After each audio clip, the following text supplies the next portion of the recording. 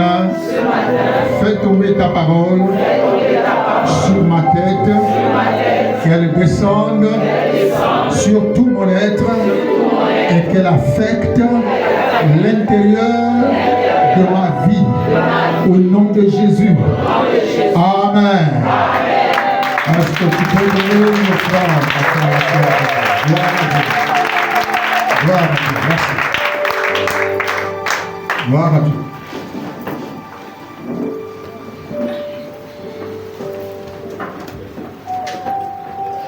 Dis à ton frère, insiste même si la porte est fermée. Maintenant, tourne-toi du côté gauche ou du côté droit, ça dépend de là où tu as commencé, et dis-lui encore, insiste même si la porte est fermée. Insiste même si la porte est fermée. Je bénis ta présence ce matin, Seigneur. Toi qui nous révèles les mystères cachés de ta parole, pour que nous puissions nous conformer et changer au travers de ta parole. La Bible dit, tu as envoyé ta parole et elle nous guérit. Seigneur, le monde a été guéri par ta parole. Lorsqu'elle a été révélée aux hommes, ta parole a guéri les cœurs qui étaient malades. Ta parole a guéri toutes les personnes qui étaient malades sous n'importe quelle forme. Et ce matin, Seigneur, tu envoies également ta parole ce matin pour nous guérir. Pour nous guérir, Seigneur. Seigneur, j'ouvre l'entendement de chaque personne. Que chacun soit attentionné afin de comprendre le message que tu as pour cette église ce matin. Au nom de Jésus-Christ. Amen. Amen. Notre thématique ce matin, c'est insiste même si la porte. Alors, je voudrais dire une chose. La prière est le moyen par lequel on communique avec Dieu. La prière est le moyen qui nous permet de demander, de faire des demandes et d'obtenir ce que nous voulons. Mais il arrive parfois que l'on soit atteint par le découragement. Pourquoi on est atteint par le découragement? Parce que nous avons l'impression qu'on a tellement prié que ça n'a rien donné. On a tellement prié que rien n'a marché. Et le découragement engendre la fatigue spirituelle. Je suis fatigué de prier. Qu'est-ce que je ne vais pas faire? Je suis fatigué. Donc ça engendre la fatigue. Et une fois la fatigue consommée, alors il y a l'abandon. On finit par abandonner le prier. Quelqu'un dehors, il n'a plus le temps de prier, plus le temps de bader. C'est-à-dire que, comme l'expression la plus simplement, je me remets à Dieu. Mais alors qu'en réalité, on doit insister. Alléluia. Et ce matin, je vais nous amener à découvrir quelque chose de nouveau. Dans le texte que je vais donner. Quelque chose de nouveau. Lorsqu'on abandonne, ça veut dire qu'on fait Dieu menteur. Lorsqu'on abandonne, on n'a plus confiance en Dieu. C'est Dieu lui-même qui, dans Ésaïe, on va lire ce passage, Ésaïe chapitre 43, le verset 26. On va introduire avec ce passage. Ésaïe 43, verset 26.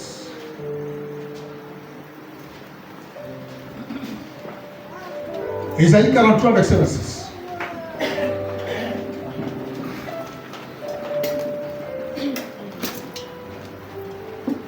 Ésaïe 43, 26. On attend les vieillards. Ésaïe 43, 26. Voici ce qui est dit. Réveille ma mémoire. Plaidons ensemble. Parle toi-même pour te justifier. Est-ce qu'on peut dire Amen? Amen. Alors, on va lire cela ensemble. 1, 2 et 3. On y va. Réveille ma mémoire. Plaidons ensemble. Parle toi-même pour que je te justifie. Est-ce que tu peux dire Amen? Amen. C'est Dieu lui-même qui parle. On peut s'asseoir. Merci. Il dit réveille ma mémoire. C'est quoi réveiller la mémoire de Dieu? Réveiller la mémoire de Dieu, cela ne signifie pas que Dieu oublie. La mémoire de Dieu, c'est sa parole.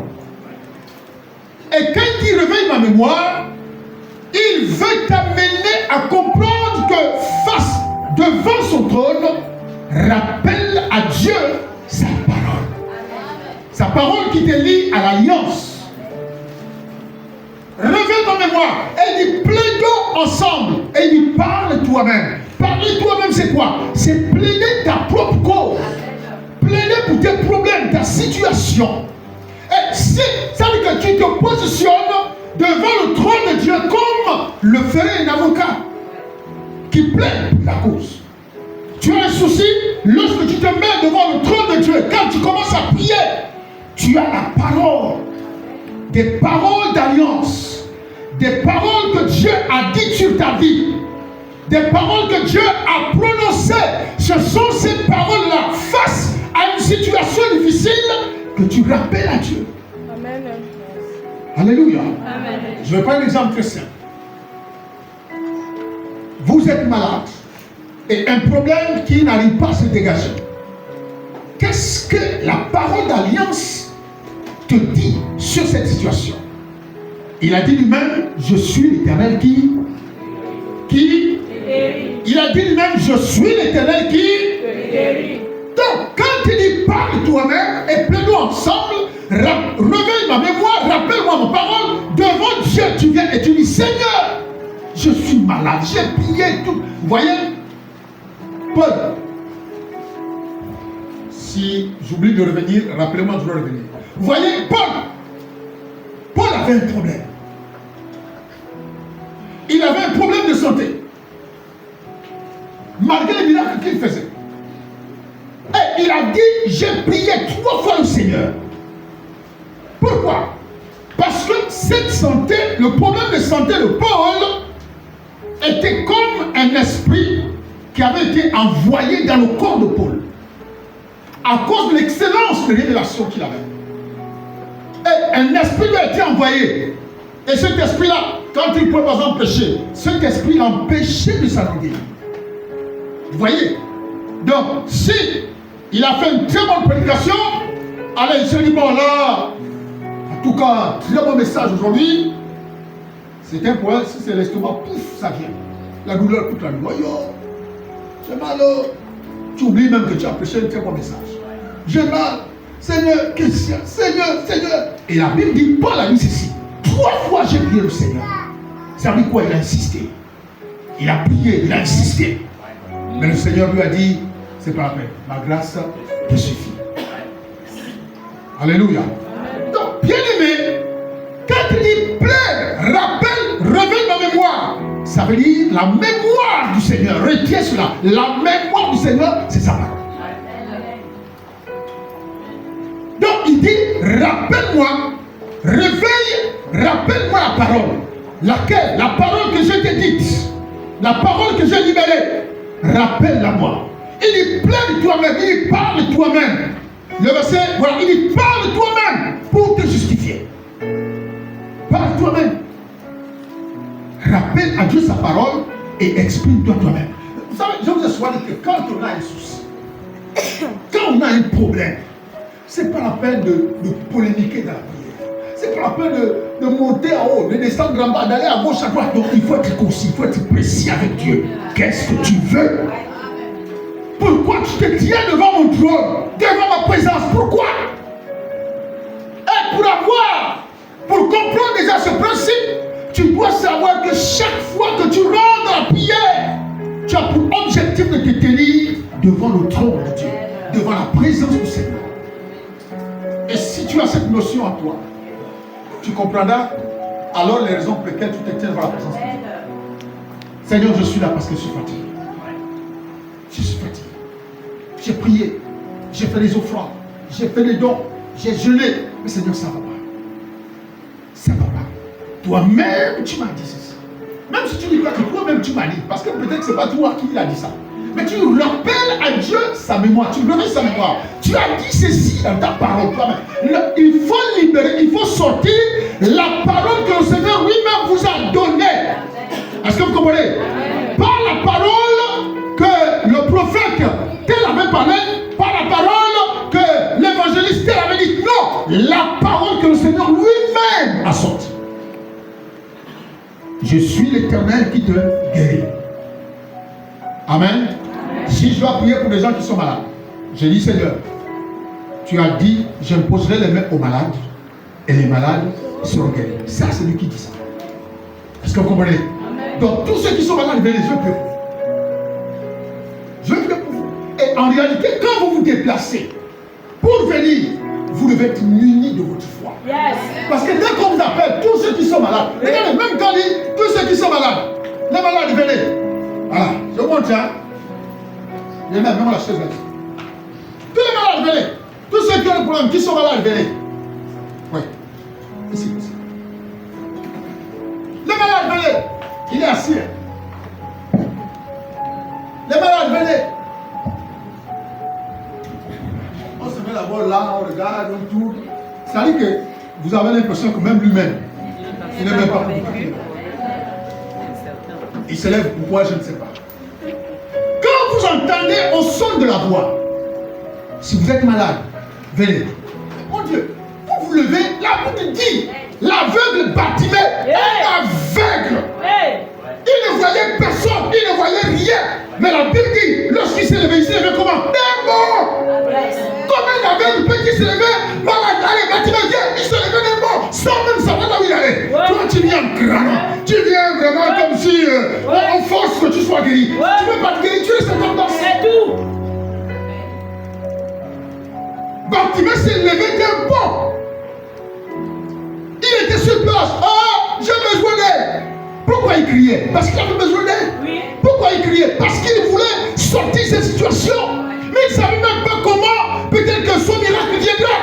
Mais ce qui était sûr, c'est que Bartimée avait entendu parler d'un homme qu'on appelait Jésus, qui ressuscitait les morts, qui guérissait les malades, qui ouvrait les yeux des aveugles, qui ouvrait les yeux, les oreilles des sourds. Il avait entendu, mais il n'avait jamais eu l'occasion de voir. Et puis, par la force des choses, il est assis au bord de la route, il entend le bruit. Des gens qui parlent par-ci à gauche, à droite, et puis ils touchent quelqu'un. Bien aimé. Ils touchent. Oui, mon fils, oui. Qu'est-ce qui se passe? Oh, laisse-moi. Il touche encore l'autre. Qu'est-ce qui se passe? Ah, c'est Jésus. Qui? C'est Jésus. Jésus de Nazareth qui est en train de passer. Qui? Jésus, oui. Le Jésus qui fait le miracle, oui. Oh! C'est bon, vas-y. Ouais. Jésus! Ouais. Fils de la vie! Ouais. Aie pitié de moi. Ah, tais-toi, pauvre aveugle. Jésus! Fils de la vie! Aie pitié de moi. Même les collaborateurs de Jésus venaient pour dire, tais-toi. Il ne faut pas importuner le maître. Écoutez bien. Il ne faut pas importuner le maître. Il a insisté. Jésus, la Bible, il a encore crié plus fort. Jésus, fils de la vie, aie pitié de moi. Jésus s'arrête. Yes. Lorsqu'il s'arrête, amenez-le. La Bible dit, il se leva d'abord. Yes. Alléluia. Yes. Et il a commencé à tâtonner. Oh, ils sont allés chercher mon moyen qui se débrouille. Allez, viens, viens, viens. Pauvre avec tu vas vous. Viens, le mec t'appelle. Alléluia. Amen. Comme Dieu que je fasse, il est aveugle. Il est aveugle. Certains diront, est-ce que le pasteur ne sait pas les problèmes, tout ça? Jésus lui a posé la question. Jésus savait pourquoi Bartimée l'avait. Mais il pose la question, que veux-tu que je fasse pour toi? Rabbi, je veux recouvrir la vue. Point final. Il n'a pas dit, je suis là depuis 30 ans. Regarde comment je m'en dis tous les jours. Non, il a dit, je veux recouvrir la vue. Quand tu es devant le trône de Dieu, quand tu es devant la présence de Dieu, il faut être précis. Alléluia. Amen. Amen. Je veux recouvrir la vue. Et il a recouvert ça. Amen. Amen. Il a recouvert sa vue. Insistez. C'est Mais les gens abandonnent. Et quand les gens abandonnent, ils deviennent, on appelle ça comment? Aigris. Quand tu n'as pas encore reçu, c'est que tu as demandé à Dieu, tu deviens aigri. Tu mets ça dans le fait que le pasteur n'a plus d'onction. Ou bien tu te dis, dans cette église, il n'y a plus de puissance. Alors on fait quoi? On quitte l'église. On va maintenant d'église en église pour rechercher l'exaucement qu'on n'a pas eu ailleurs. Mais parfois quand on va ailleurs, l'exaucement n'est jamais venu. Jamais. Alléluia. Amen. Donc parle avec Dieu. Quand tu as un souci, parle avec lui. Parle toi-même, exprime-toi toi-même. Seigneur, donc tu me vois là. C'est pas tu viens d'abord avec plusieurs sujets. Il y a des sujets, frère. Quand on dit d'inciter, il y a des sujets, tant qu'on n'a pas vu l'accomplissement, on ne s'arrête pas. Mais c'est ce qui amène le découragement. Parce que quand beaucoup voient que ça ne marche pas, ils font comment? Ils se découragent, ils abandonnent, ils se refroidissent même dans leur vie chrétienne. Parce que leur vie chrétienne était conditionnée par l'obtention de ça. S'il n'y a pas ça, même votre église ne vient plus. Parce que quand on nous a invités, on nous a dit, à l'église, tu auras un mari. À l'église, tu auras une femme. À l'église, tu auras le travail. À l'église, tu auras ceci et cela. Donc lui, il a gardé ça. C'est la même logique que Pierre avait eue. Quand Jésus avait dit à Pierre, Pierre, suis-moi et je ferai de toi un pécheur d'homme. Dans la compréhension de Pierre, Pierre se disait que c'est son entreprise qui va s'agrandir. C'est son entreprise qui va se développer. Son entreprise de pêche va connaître une gloire. Mais 3 ans plus tard, le même Pierre est venu voir Jésus. Et il a dit à Jésus, vraiment, depuis 3 ans, c'est devenu dur. Depuis que je t'ai suivi, c'est compliqué. Qu'est-ce que j'ai gagné? Voilà un Pierre qui a été courageux. Quelqu'un me comprend? Nous, on va faire quoi? On va quitter l'église, on va venir numéro dehors. Depuis que je suis dans l'église, là, je ne vois rien. Depuis que je suis là-bas, je ne vois rien. Pierre, lui-même, il a pris son courage. Il est allé voir Jésus. Il a dit, ça fait 3 ans que je te suis. Qu'est-ce que je gagne? Alléluia. Amen. Et Jésus va lui dire, Pierre, il n'y a pas quelqu'un qui est tout abandonné ici sur terre. Maison, père, frère, maison, tout ça, nourriture, tout ce que vous voulez, voiture, ne recevra dans le siècle présent tout ce qu'il a abandonné et dans le siècle à venir, la vie éternelle. Je vais vous expliquer quelque chose là-dessus. Vous savez, si tu étais prostituée, si tu nourrissais ta famille par ces choses-là, hein, quand on te voyait briller là, c'est ces choses-là. On te voyait bien, tout, c'est ces choses-là. Mais tu vis à Christ, les choses ne se développent pas. Mais tu as comme l'impression que ça tombe. Ça tombe. Et du coup, tu n'as plus, tu ne brilles plus, tu n'as plus rien. Ça devient difficile. Plus d'argent pour acheter des crèmes, plus de rouge à lèvres, plus de fards, il n'y a plus rien. Tout est sec. Et là, tu commences à quoi? Ça fait peut-être 1 an que tu es dans l'église. Pour avoir même ça, ça devient difficile. Pour venir à l'église, ça devient compliqué. Tu vas faire quoi? Retour à ce que tu as voulu. Tu vas retourner à ce que tu as voulu. Quand Christ ne t'a vraiment pas touché, mais quand Christ t'a touché, tu vas souffrir un temps. Quand vous voyez Pierre qui parle, Pierre, il avait son argent. Il était un pécheur prospère. Il avait son âge. Il était connu partout en Judée, partout. Pierre était connu.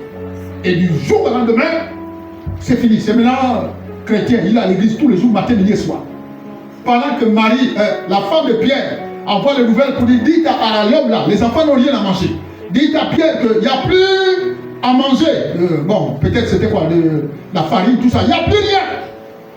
Mais il continue de marcher avec le Seigneur. Il continue de marcher.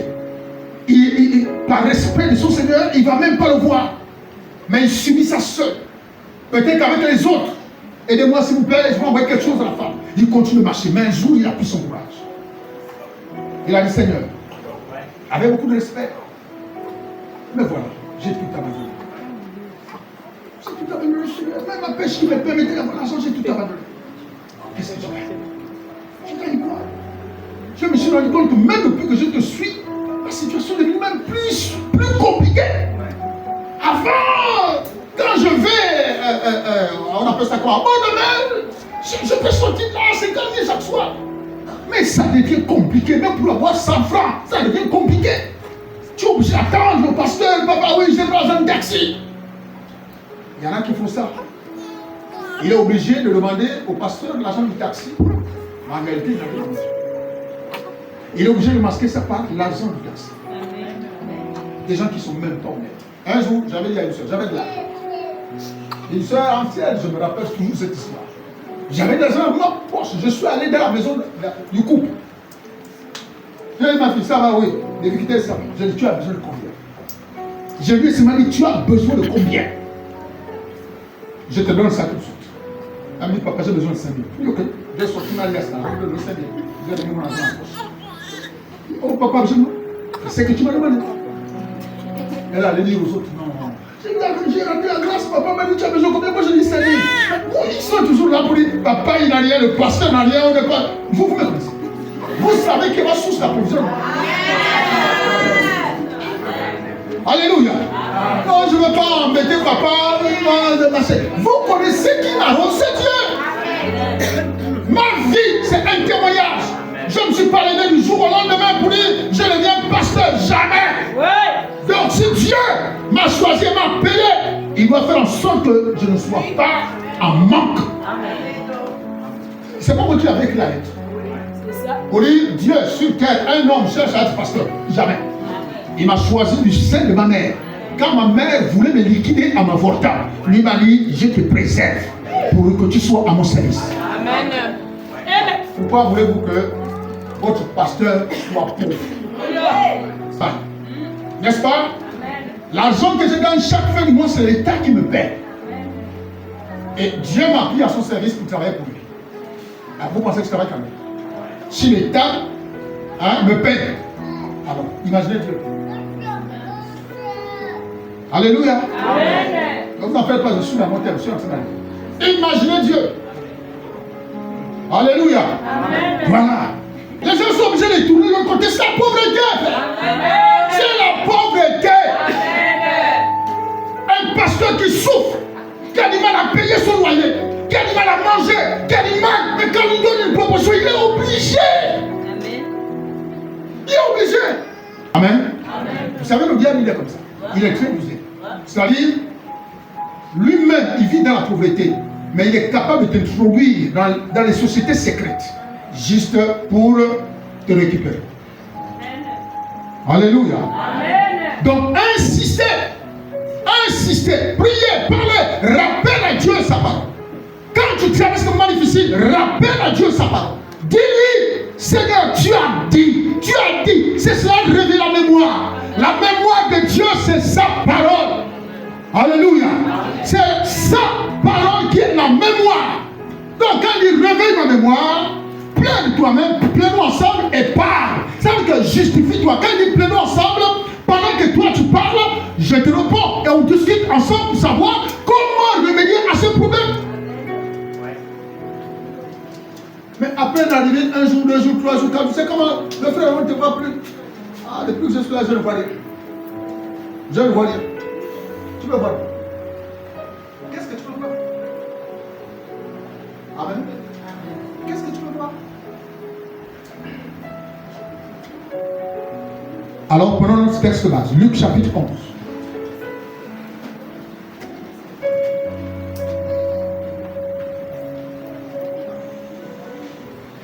Luc chapitre 11.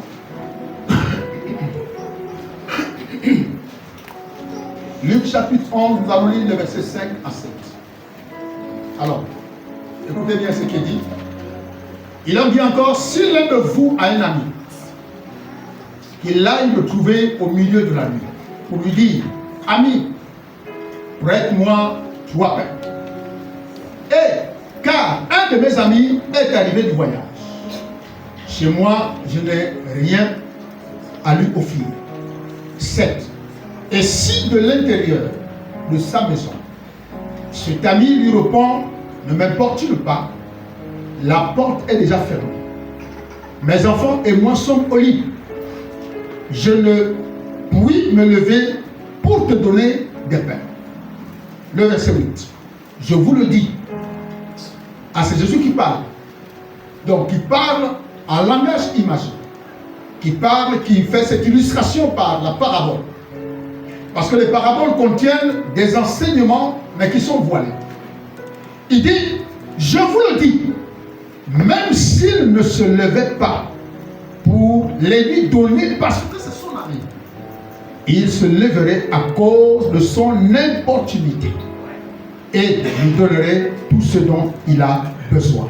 Est-ce qu'on peut dire amen? Amen. Dis à ton frère, insiste, même si la porte est fermée. Il n'a pas compris. Dis-le-lui encore, insiste, même si la porte est fermée. Alors, je vais vous apprendre quelque chose de nouveau et qui vous fera du bien dans ce texte. Il prend cette parabole et il dit, il y a quelqu'un qui vient de manière inopinée. Une visite inopinée. Son ami vient très tard dans la nuit. Et la visite de cet homme imprévu, on se rend compte que le monsieur s'est rendu compte que mon Dieu, cette visite, je n'ai même rien à manger. Je n'ai rien à offrir à cet homme. Ça nous appelle à prendre conscience sur la nécessité de disposer de la provision en toute saison. En toute saison. C'est pourquoi vous voyez Jésus, lorsqu'il maudit le figuier, il maudit le figuier pas parce que le figuier était dans sa saison et qu'il n'avait pas produit. Non. Le figuier n'était pas dans sa saison. En fait, on peut dire que c'est une malédiction injustifiée. Le figuier n'était pas dans sa saison et il ne produisait pas. Non. Mais pour le Seigneur, celui qui a cru en lui doit être capable de porter les fruits en toute saison. Alléluia. Donc, il se lève. Premièrement, il n'a rien. Il n'a rien à offrir à son invité. À son invité qui est venu de manière subite. Il n'a rien à offrir. Alors, qu'est-ce qu'il fait? Malgré l'heure. Deuxièmement, il doit s'en référer à une source. Il doit s'en référer à une source. Et pour lui, dans le cas précis, que sa source, c'est son ami. Parce que son ami, on va aller dans une boutique. Il s'est dit qu'il n'y a que chez lui où je peux aller. Alléluia. Troisièmement, il trouve que non seulement la boutique est fermée, mais son ami dort. Qu'est-ce qu'il fait? Il commence à cogner. À cogner. Elvis, s'il te plaît, c'est qui? Il cogne. C'est qui? C'est Elvis. Il y a quoi? Ah, mon frère, là où tu me vois là. Là où tu me vois là, j'ai un invité qui est arrivé. C'était pas prévu. Ah bon, oui. Bon, maintenant, tu veux quoi? Vraiment, aide-moi. Et pourtant, il a pu me parler. Il répond quand même. Le monsieur dit, l'ami dit, non, trop tard. Là, présentement, là, moi et mes enfants, on dort. La porte est déjà fermée, c'est trop tard. Je vais vous dire une chose. Certaines bénédictions ne nous sont pas acquises. Pas parce qu'il y a un problème de malédiction. Parce que nous sommes allés à l'heure qu'il fallait. Est-ce que vous comprenez? C'est-à-dire que vous vous êtes mis à prier à l'heure qu'il ne fallait pas. Vous êtes allé à une période où tout est déjà fermé. La boutique est fermée, c'est là où toi tu pars. Ça, c'est pas un problème de malédiction. C'est un problème que le temps que toi tu as choisi n'est pas le temps où Dieu est en train de te libérer la grâce. On vient ici parfois, on dit bon, la grande semaine, un séminaire de puissance. Tu es posé à la maison. Tu es posé à la maison. Ça veut dire que toi tu attends à aller faire ta prière quand la porte est déjà fermée. Tu me comprends là? Quand la porte est déjà fermée, c'est là où toi tu vas aller. Je jeûnais, j'ai prié. Frère, quand tu n'as pas de provision, tu dois t'en référer à une source. Et dans ce cas précis, la source est le Seigneur. Frère, il y a des bénédictions qui sont en possession du Seigneur. Nos bénédictions sont en possession du Seigneur. Mais on ne sait pas à quel moment on part. Demandez à Dieu ces choses. Alléluia. Et il dit, on dort déjà.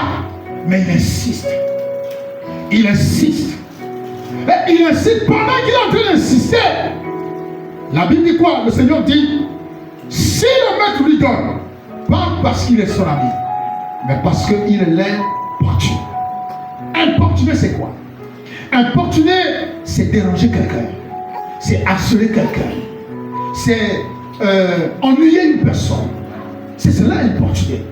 Donc, quand tu as besoin d'obtenir quelque chose, tu fais quoi? Tu es importuné. Regardez, j'avais dit à quelqu'un pour venir un peu casser encore la tête chez moi. Je lui ai dit, bon, on va voir sur la fin du mois. Dès qu'il avait son 25, comment ça qu'il fallait?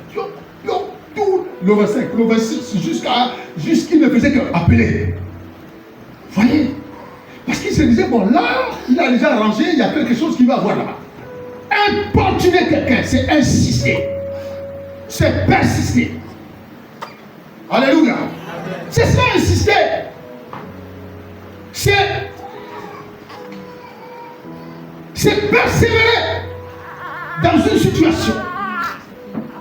Nous, on fait quoi? On n'arrive même plus à persévérer. Si on a prié aujourd'hui, Seigneur, délivre-moi de ça. Rien n'arrivé. Seigneur, délivre-moi de ça. Rien n'arrivé. Seigneur, délivre-moi de ça. Rien n'arrivé. Après, on fait quoi? On prend nos clics quand on est parti. Il y a quoi? Je n'ai rien vu. Je demandais à Dieu, je n'ai rien vu. Tu n'as rien vu. Jésus dit, ce temps lui donnera pas parce que c'est son ami, mais parce qu'il l'importune.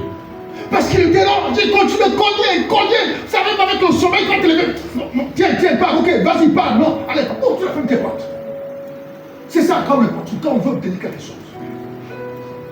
Alléluia. Amen. Mais nous le faisons comment? Nous le faisons quand c'est nos activités personnelles. Mais quand c'est spirituel, on n'arrive pas. Nos activités personnelles, si l'un de vous a un problème, allez, tu fais quoi? Tu bouges. Tu vas au sud, tu vas au nord, tu vas voir telle personne. Tu vas. C'est comme ça. C'est pourquoi, quand tu n'as pas la provision, tu ne peux rien offrir à quelqu'un. Sur le plan spirituel, tu es destiné à avoir toujours de la provision. Si tu ne peux pas avoir la provision, bien l'implicite inopinée du Seigneur dans ta vie feront en sorte qu'il vienne, il te trouve vide. Tu n'as rien, toujours rien. Alléluia. Amen. Mais si tu insistes, Seigneur, ma situation, Seigneur, ma situation, Seigneur, ma situation, Seigneur, ma situation. Frère, il n'y a pas d'incrédulité dans ces choses-là. Même Jésus lui-même. La Bible dit, lorsqu'il était au jardin de Gethsémani, lorsqu'il est parti prier, la Bible dit qu'il allait prier 3 fois, faisant quoi? Faisant quoi? Faisant quoi? Répétant les mêmes paroles. C'est ça.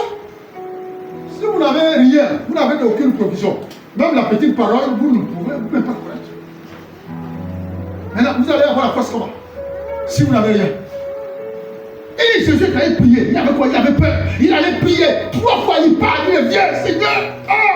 Il va, il se met encore à genoux. Chédadip, là où tu me vois, là où il retourne encore. Seigneur, Père, là où tu me vois, je ne peux plus, je ne peux plus. Et la Bible dit, pendant qu'il insistait, le ciel s'est ouvert. Et quand le ciel s'ouvre, les anges descendent pour le fortifier. Et dès qu'il est fortifié, il est prêt à affronter la nuit. Alléluia. Amen. Tu ne peux pas. Tu penses que c'est l'église? Quelle église? Tu penses qu'il n'y a plus de puissance parce que là-bas tu as vu, il y a un homme, le pied a poussé et tu te dis qu'ici il n'y a plus d'option. Mais non. Il reste, insiste, importune le Seigneur pour ta propre vie. Insiste, prie, parle avec Dieu. Parle avec Dieu. Exprime en toute honnêteté tes problèmes.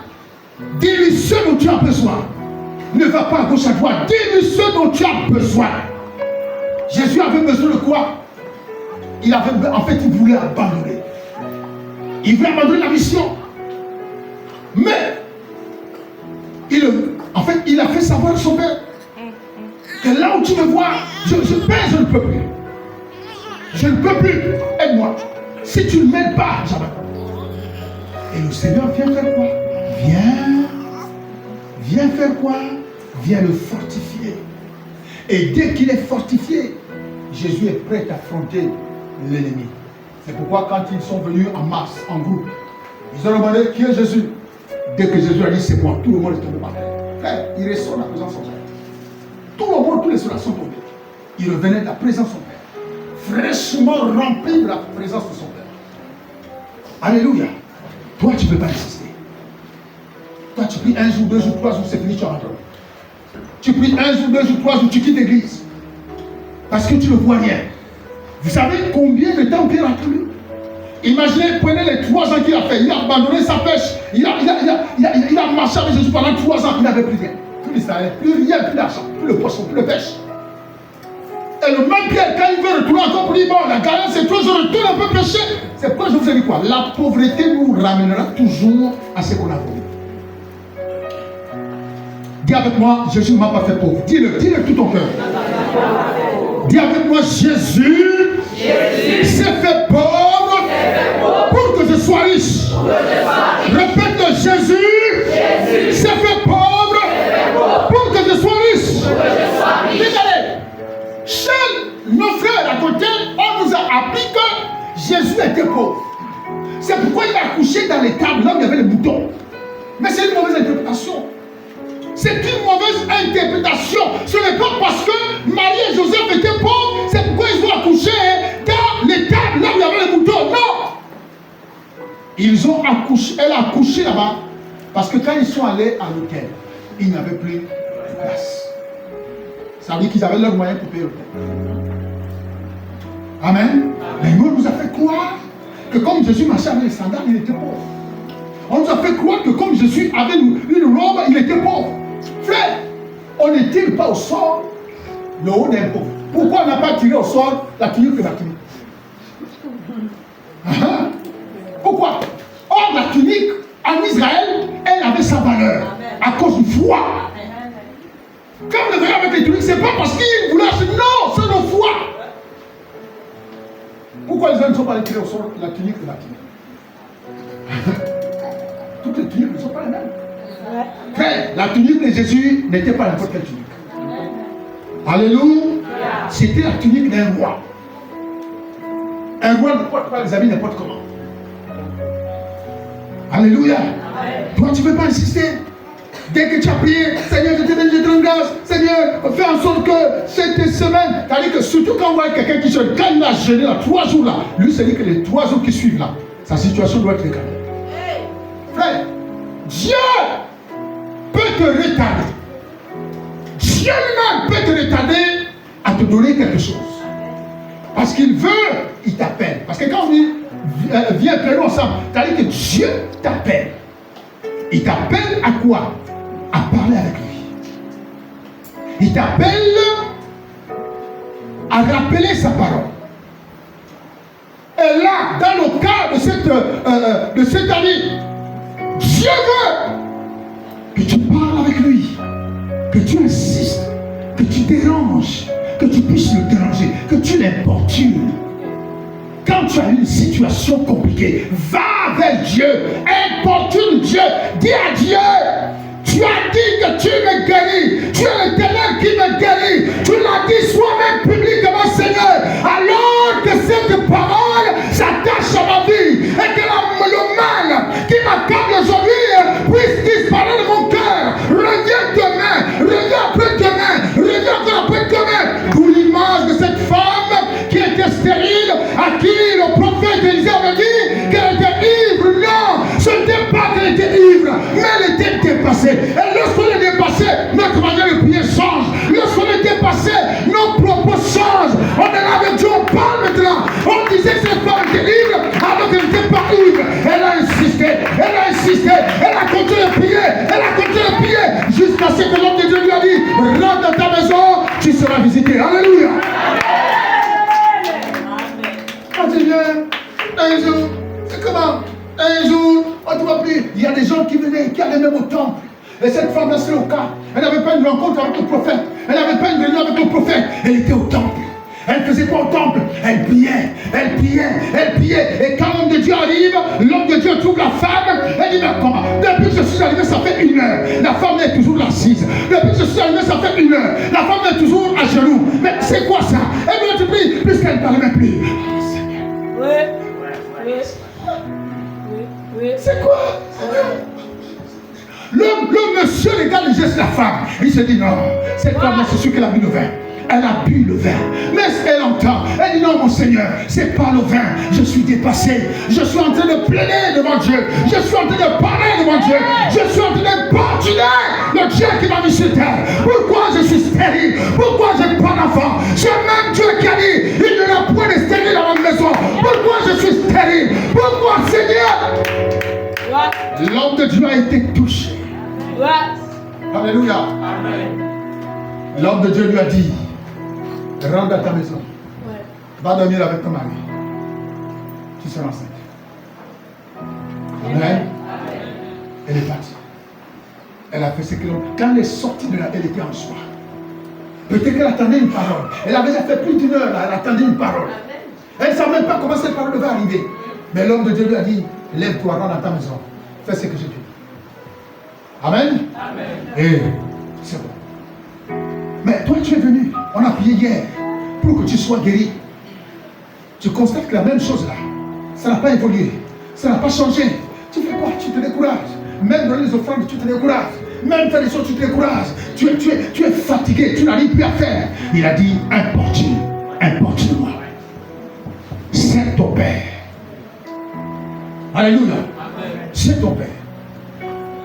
Parfois, quand je emprunte un peu l'argent, c'est un boulot. Dès qu'elle voit que ça fait mal, le boss, il ne faut pas oublier que tu me dois. Le boss, il ne faut pas oublier que tu me dois. Même si j'avais déjà oublié. Ah, oui. C'est vrai. Alléluia. Quand nous avons des enfants, les enfants disent toujours, papa, oui, c'est que je te demandais. Papa, c'est que je te demandais. Maman, c'est que je te demandais. Ils importunent. Amen. Ils vous agacent. Jusqu'à ce que tu sortes de l'argent pour lui porter, viens pour m'arrêter. Mais avec Dieu, mais non, avec Dieu, non, on ne peut pas, comme on ne voit rien. On ne voit pas Dieu assis là, avec une grosse barbe blanche, des vêtements blancs. Et il dit, je suis Dieu, tu veux quoi? Oh, tu es Dieu, oui. Même si tu vois Dieu, tu vas pas parler. Même si tu le vois devant toi, tu vas pas parler. Tu vas avoir peur, tu vas fuir. Alléluia. Quand tu es devant la présence du Seigneur, lorsque tu es devant le trône de Dieu, la prière, bien aimé, la prière c'est avant tout de se tenir dans la présence du Seigneur. Et quand tu as déjà cette notion dans ta vie, tu sais que la prière c'est le fait de se tenir devant le trône de Dieu. Il te dira, que veux-tu que je fasse?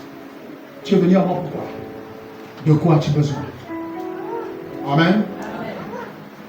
De quoi as-tu besoin? Insiste. Même si ta porte est fermée. Alléluia. Alléluia. Alléluia. Tous ceux qui vont se lever dès cette semaine et qui vont frapper et insister, celui qui est à l'intérieur et qui garde tes bénédictions, t'ouvrira la porte et tu les recevras au nom de Jésus. Celui qui est à l'intérieur t'ouvrira et te donnera les bénédictions au nom de Jésus. Il te donnera ta guérison au nom de Jésus. Il te donnera ta délivrance au nom de Jésus. Il t'ouvrira la porte de ton travail au nom de Jésus. Il t'ouvrira la porte de la prospérité au nom de Jésus. Il t'ouvrira les portes du mariage au nom de Jésus. Les bénédictions sont à l'intérieur. Pas parce qu'il y a la malédiction, mais parce qu'elles sont en possession de ton Seigneur. Et tu as besoin simplement de les porter. Tu as besoin de lui, Seigneur, par rapport à ta parole. Je suis venu prendre la guérison qui me concerne. Je suis venu prendre le mariage qui me concerne. Je suis venu prendre l'argent qui me concerne. Je suis venu prendre la délivrance qui me concerne. Je suis venu chercher. Pendant que tu seras en train de les porter, et tu vas les porter sourire, et il va te dire, prends, tiens, et rentre chez toi. Béni et rempli de grâce. Au nom de Jésus. Alléluia. Insiste. Insiste. Dis à ton frère, insiste. Dis-lui, dérange Dieu. Dérange ton Père. Dis-lui, dérange ton Père. Bouscule-le. Agace-le. Au point qu'il ait envie rapidement de te libérer. Alléluia. Alléluia. Frère, si tu ne le fais pas, il y a des gens qui respectent tellement Dieu. Ils respectent tellement Dieu. Que même parler comme ça, c'est comme s'ils voyaient qu'il insultait Dieu. Non. Seigneur, si tu ne veux pas que ton fils, ton serviteur que tu as pu vendre de ta mère, puisse mendier, puisse être en train de mendier ou bien de courir derrière les gens qui ont des choses bizarres, tu t'occupes de moi tranquillement. Parce que je n'ai pas demandé ça à Dieu. Je n'ai pas dit à Dieu, alors tu me vois, j'ai envie d'être pasteur, j'ai soif. Il m'a pris. Alors, il a intérêt à s'occuper de moi. Amen. La Bible dit Dieu n'est redevable à personne. Et si tu travailles pour Dieu, ça veut dire que Dieu ne te payera jamais. Il te payera toujours. Il te payera toujours. Mais peut-être que Dieu ne paye pas comme nous les hommes. Parce que nous, peut-être on aimerait voir que Dieu, cela dit donne-moi 10 millions. Celui, je me rappelle, quand je lui mettais le sujet dans il avait demandé un montant. Je dis, mais Dieu, il est sage. Quand il le regarde présentement, il est encore jeune. Dieu peut lui dire, il veut faire quoi avec 10 millions? Il dit, il n'a pas encore l'âge de toucher 10 millions. Il faut qu'il attende encore. C'est comme ça. Et tu attends. Toi, tu es en train de demander à Dieu depuis 3 ans, 10 ans, 10 millions. Mais Dieu lui te garde. Il sait qu'à l'âge où tu as demandé 10 millions, là, si tu avais ça, tu devrais faire. Il te préserve. Toi, tu vas dire, non, Dieu, vraiment, j'ai demandé à Dieu quelque chose, il ne m'a pas donné. Non, non. Amen. Mais dommage qu'à vie abondante, dès que les gens sont bénis. Bon. Vie abondante. Merci beaucoup. Grâce à toi aujourd'hui, j'ai eu ce que j'ai eu là. Vraiment, merci. En tout cas, je ne t'oublie pas. Mais de temps en temps, je pourrais bénir, mais je ne t'oublie pas. Enfin, il est parti. Alléluia. Amen. Frère, l'église là, peut-être que la moitié, on devait prendre 1, 2, 3, au moins 3 rangées. La moitié de toutes ces 3 rangées là, c'est le travail. Des travailleurs. Mais, ils ont compris que on est venu chercher quelque chose, maintenant on va obtenir, bon, il y a maintenant, tu vas voir, hein, non, de temps en temps, je ne t'oublie pas, je vais passer de temps en temps. Alléluia. Alléluia. Insiste. Dis encore à ton frère, insiste. Dis-lui, Dieu a besoin que tu insistes. Frère, si Dieu veut que tu insistes, c'est parce qu'il veut voir ton degré de foi. Il veut voir ton degré de foi. Il n'est pas obligé. Non. Sinon, comme je disais, il n'était pas obligé de demander à Bartimée, qu'est-ce que tu veux que je fasse? Il savait que Bartimée était aveugle. Lui-même, il savait que Bartimée avait besoin de la guérison. Mais il lui dit quand même, tu veux que je fasse quoi? Parce que Dieu veut t'entendre parler toi-même. Dieu veut t'entendre parler toi-même. Dieu veut que tu puisses l'importuner. Dieu veut que tu insistes. Si tu as un sujet qui te tient à cœur, vas-y, reste là. Insiste, prie, parle, prie, reste là. Jusqu'à ce que tu obtiennes gain de cause. Reste là. Je ne t'ai pas dit de ne plus prier pour autre chose. Mais ce sujet doit devenir phare. Ce sujet doit devenir principal. Tu dois rester là jusqu'à ce que tu obtiennes la réponse. Pourquoi on n'est pas souvent récompensé? C'est parce que on n'insiste pas, on n'importune pas. On se rend compte, on trouve que les portes sont fermées, on fait quoi? On fait demi-tour. Alors qu'on est dans l'urgence. On est dans l'urgence. Les portes sont fermées. Encore une fois, dès qu'il a déjà dit non, c'est bon, je leur reviens le même matin. Ok, d'accord, demain. Tu retournes. Alors que tu es dans l'urgence. Lui, il insiste, il dit, je veux ça aujourd'hui. Je veux ça aujourd'hui. Amen. Amen. Alléluia. Amen. Fais de l'Éternel tes délices et il te donne ce que ton cœur désire. Alléluia. Amen. Frère, il y a des choses que Dieu, écoutez-moi, il y a des choses que Dieu nous donne par sa propre volonté. Mais il y a des choses qu'on n'est pas forcément obligé de recevoir de la propre volonté de Dieu. Je vous explique ça. Pourquoi? Parce que si toi tu veux d'une femme, un exemple, qui a, on appelle le ça comment? Sophie. Sophie. Bien. Moi, je veux une femme qui a le Sophie comme pasteur Pouma. J'insiste. Mais il y a des actions, Dieu a dit, il te donne ce que ton cœur désire. Ça veut dire que tous les jours, c'est pas lui qui va prendre, qui va décider notre place. Ce que ton cœur désire, qu'est-ce que toi tu désires? Alléluia. Quand j'avais vu ma femme, j'avais dit, Seigneur, c'est elle que je veux. C'est elle. Même quand je jouais au bout, j'avais dit, Seigneur, c'est elle. Vous me comprenez?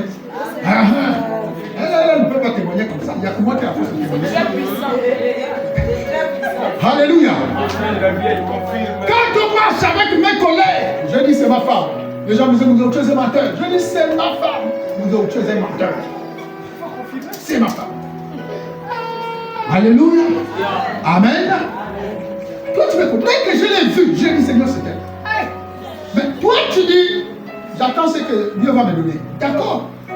Maintenant, dans ce que Dieu va te donner, c'est bien. Mais ça veut dire que Dieu peut te donner une personne que lui, il a aimée. Et il vient te la donner. Est-ce que vous me comprenez? Parce que c'est ça la personne que Dieu veut. Donc Dieu lui-même a décidé, il a vu une belle femme. Il dit bon, lui là, c'est la personne qu'il faut pour Lionel. Amen. Voilà. Est-ce que vous pensez que c'est Adam qui avait choisi Ève? Non. C'est Dieu qui a choisi Ève pour Adam. Oui. Et il est venu souvent dire à Adam, voici la femme, je t'aime. Alléluia. Amen. Maintenant, quand Adam a accepté, il a dit, oh, mais elle est belle quand même, elle me ressemble. Oh, cette maison, chère de ma chair, je l'appellerai femme. Amen. Amen. Tout bon, tout nouveau. Alléluia. Quand Ève a péché, c'est là où Adam revient vers Dieu. On dit à Dieu, ce n'était pas mon choix. C'est la femme que toi, tu m'as donnée. Est-ce que vous comprenez ça? C'est la femme que toi, tu m'as donnée qui allait manger. C'est pas moi, c'est toi-même qui me l'as donnée. Mais pourtant, il vient de dire, os de mes os, chair de ma chair, je t'appellerai femme parce que tu as été prise ici. Alléluia. Parce que tu as été prise ici.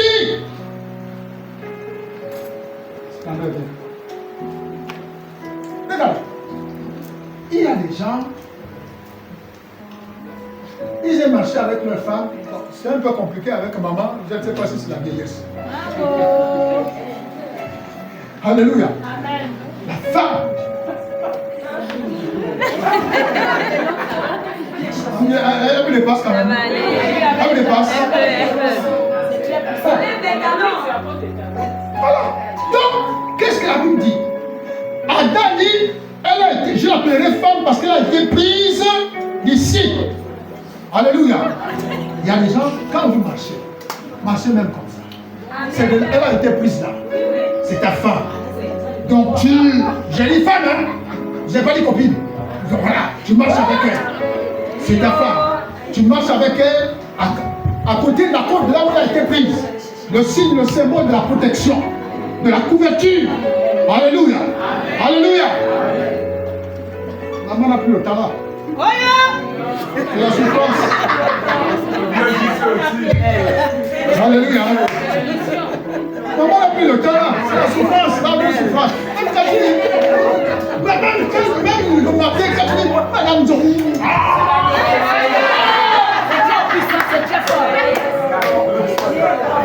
Alléluia. Jean-Claude, il faut attraper, mais à côté. Tu sais même que madame est plus galante, si vous le dites, que l'homme. Elle est plus amoureuse que l'homme. Alléluia.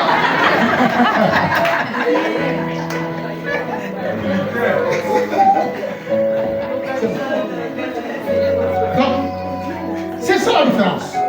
Dieu a besoin de me dire, écoutez, Amen.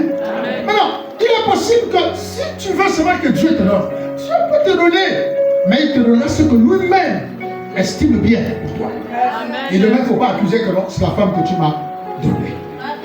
Alléluia. C'est la femme que tu m'as donnée. Dieu vient de présenter la femme, quelle belle femme, oh là là, mon Dieu, ça c'est une belle femme. Je t'appellerai femme, parce que tu as été prise, tu es os de mes os et chair de ma chair. Là, il le connaît. Dès qu'ils sont allés ensemble, les fins qui vont manger. Alors, qu'est-ce qui s'est passé? La femme que tu m'as dit. C'était ton choix. Moi, je n'avais jamais demandé cette qualité. Mais c'est toi-même qui as décidé. Alléluia. Donc, quand vous laissez Dieu choisir à votre place, ce n'est pas mauvais ce que Dieu va vous donner. Non. Quand vous laissez Dieu choisir à votre place, il vous apportera ce que peut-être vous-même vous ne voulez pas. Mais vous l'avez demandé de choisir à votre place. Il va t'amener un homme que tu ne veux pas. Il te dira, c'est mon choix pour toi. Alléluia. Amen. Il va t'amener une femme que tu ne veux pas. Il te dit, c'est mon choix. Mais retenez ceci, que les choix de Dieu ne t'amèneront jamais à des problèmes. Elle n'a pas bien assimilé la parole. C'est pourquoi elle est tombée. Alléluia. Amen. Les choix de Dieu, quand Dieu décide, il regarde, il dit non. C'était la femme là qu'il fallait pour Christian. Pendant que moi, au départ, je me battais pour autre chose. Lui, il est en train de fabriquer le prototype. Le 1 en 1. Donc Dieu est en train de la fabriquer. Amen. Amen. Et depuis que Dieu l'a amené à moi, je n'ai jamais dit à Dieu, c'est toi qui me l'as donné. Alléluia. Amen. Amen. Amen. Insistez quand vous avez des soucis, quand vous avez des problèmes, quand vous avez des difficultés. Ne faites pas des prières où vous êtes comme pressé. Vous êtes devant Dieu. Vous êtes devant Dieu. Prenez votre temps. Parlez avec Dieu. Vous êtes devant Dieu. Si quand vous êtes en présence du pasteur, vous-même vous savez que dès que vous êtes en présence du pasteur, le pasteur ne va pas vous libérer rapidement. Imaginez Dieu. Imaginez Dieu. Dieu ne sait pas. Non Seigneur, je te bénis, je te laisse. Il est là. D'abord. Seigneur, je suis venu devant toi. Je te bénis, je te laisse. Merci. Regarde le couple de Solan. Regarde le couple de Diana. Regarde le couple de Ken. Regarde Lionel. Seigneur, je prie. Au nom de Jésus. Amen. Dieu, il n'a même rien dit. Tu t'es déjà levé. Dieu est resté sur son trône. Alléluia. Amen. Il est resté sur le trône. Et quand tu sors de là, tu sors avec quelle parole? Qu'est-ce que Dieu t'a dit? Qu'est-ce que Dieu t'a dit? On est pressé. Frère, devant la présence du Seigneur, ne soyons pas pressés. Devant le trône de Dieu, ne soyons pas pressés. Prenons du temps. Insistons. Continuons de parler. Parle. Parle jusqu'à ce que tu ne vois même plus le temps passer. Frère, il y a des sujets de prière. Frère, quand tu as ce problème-là, c'est-à-dire que tu as envie de rester en train de prier matin, midi et soir. Tu as envie de rester là. Mais nous, les sujets qui nous touchent, qui nous font mal. On dit on prie 2 minutes après, on est découragé, on est abattu, on abandonne. Et on est faible et puis c'est fini. Et on cherche notre voie dehors. On est à gauche, on est à droite. Il y a quoi? Non, il n'y a plus l'onction. L'ange ne descend plus à vie abondante. Mais si l'ange ne descend plus à vie abondante, peut-être celui qui est supérieur à l'ange est déjà là. Mais il ne cherche pas à comprendre. Il se dit, l'ange ne descend plus à vie abondante. Tu entends quelqu'un, à vie abondante avant. Maintenant, aujourd'hui, tu sens que la personne même devient incrédule. Alléluia. Amen. Insiste. Continue de frapper. La bonne nouvelle pour toi ce matin, c'est que cette semaine, les jours qui viennent, tant que tu continueras d'importuner Dieu, la porte de ce que tu es allé chercher s'ouvrira au nom de Jésus. Tant que tu continueras, parce qu'il y a une raison qui t'amène devant le trône de la grâce. Et cet homme, ce qu'il avait amené devant le trône de grâce, c'était qu'il avait besoin du pain. Il avait besoin de la nourriture pour aller nourrir son invité. Bien-aimé, tout sujet qui t'amènera devant le trône de la grâce toute cette semaine, sans que tu ne t'empresses, sans que tu ne sois pressé, mais que tu insistes, que tu déranges Dieu de son sommeil, de là où il est, que tu continues à parler. J'ai besoin de ça, j'ai besoin de ça, j'ai besoin de ça. Tu continues à frapper à sa porte, frapper à sa porte. Je déclare et décrète que la porte s'ouvrira et tu recevras les choses pour lesquelles tu t'es présenté devant le trône de Dieu au nom de Jésus. Alléluia. Va, frappe à la porte. Tu sais que de l'intérieur, il y a ta guérison. Seigneur, oui, c'est qui, Seigneur?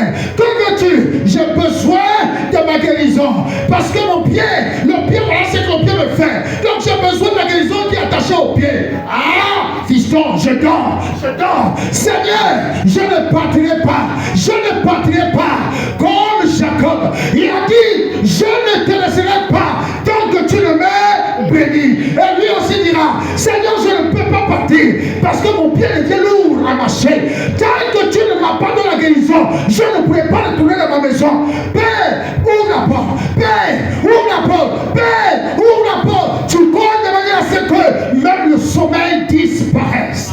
Et quand le sommeil va disparaître, il va sortir et il va relâcher la guérison qui est attachée à ton pied. Prends-le et rentre dans ta maison. Prends-le et rentre dans ta maison. Père, oui, c'est qui? C'est Diana. Tu veux quoi? Seigneur.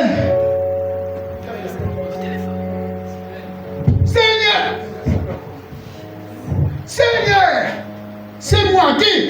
Diana. Oui, Diana, il y a quoi? Seigneur, je vais accoucher. Bon, mais comment tu vas accoucher? Tu as un enfant qui s'appelle Julie. Seigneur, elle a 18 ans. Je dois me marier. Je n'ai plus d'enfant. Je n'arrive plus à attraper un enfant. Non, écoute. Quand tu seras prêt, tu reviens me voir. Seigneur, je ne veux pas. Je ne veux pas repartir. Je veux repartir avec l'enfant. Je veux repartir avec cet enfant. Alléluia. Dès que tu as commencé à parler comme ça, tu insistes que tu importunes Dieu. Le lendemain, même si tu as l'impression que tu as prié pendant une semaine, mais pour Dieu, ça va comme si c'était toute une nuit que tu as en train de parler. Et pendant que tu seras en train de dire, je veux l'enfant, je dis à 18 ans, je n'arrive plus à avoir une grossesse, je n'arrive plus à avoir un enfant, je veux un enfant. Il y en a rentre chez toi. Non, Seigneur, je ne rentrerai pas tant que tu ne m'as béni. Et l'autre qui dira, alors rentre chez toi. Ce soir, tu seras enceinte. Alléluia. Ouais. Alléluia. Et tu rentres. Merci Seigneur. Et puis tu rentres, tu es parti. Amen. Et voilà. Résistez. Ne restez pas comme des professionnels qui se présentent devant Dieu. Ne soyons pas faux. Ne soyons pas faux devant Dieu. Dieu nous connaît. Dieu nous connaît. Tu veux quoi? Lui, il dit là où tu me vois là. Il faut que j'ai un enfant. Je veux un enfant. Moi, tu parles. Seigneur, tu vois, hein, regarde les offrandes que je fais. Regarde les dons que je fais. Regarde tout ce que je fais. Je chante même tous les jours. Et tu veux quoi? Qu'est-ce que tu veux? C'est ça.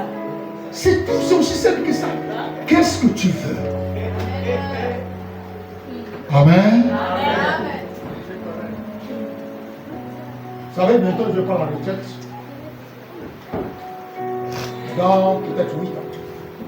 8 ou 9 ans. Parce que, non, c'est bientôt. Hein.